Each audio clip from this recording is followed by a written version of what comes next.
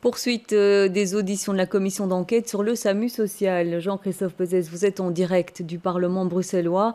Ce matin, c'est le ministre Pascal Smet en charge de l'aide aux personnes qui a été soumis aux questions des commissaires.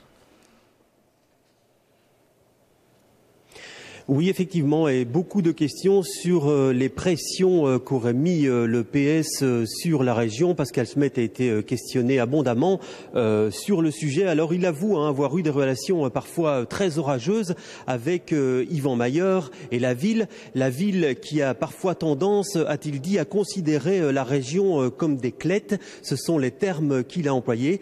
Mais malgré tout, dit-il, des contrôles ont été mis en place. Alors, un contrôle limité au dispositif hiver, c'est vrai parce que Pascal Smet dit avoir privilégié la politique des petits pas selon le principe que quand on veut tout, parfois on n'obtient rien. Un contrôle a donc été mis en place, un contrat de gestion, la nomination de 2 commissaires, mais malgré tout, il y avait la volonté d'aller plus loin. Écoutez-le.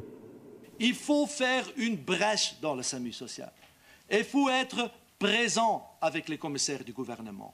Autant plus que Mme Uiterbroek, si j'ai entendu ici, pendant 10 ans essayé, n'a jamais arrivé.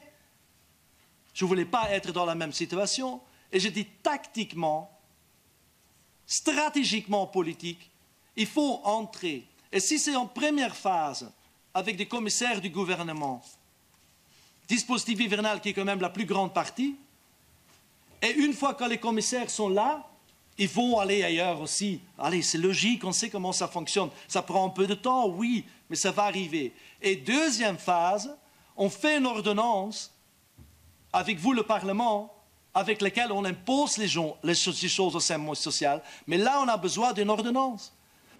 Jean-Christophe, comment ces propos ont-ils été reçus ?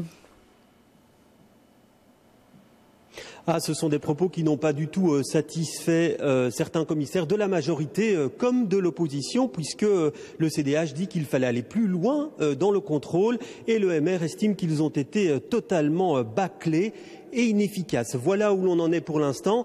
Actuellement, c'est Céline Frémaux qui est auditionnée. Alors, on a déjà pu entendre une partie de sa déclaration.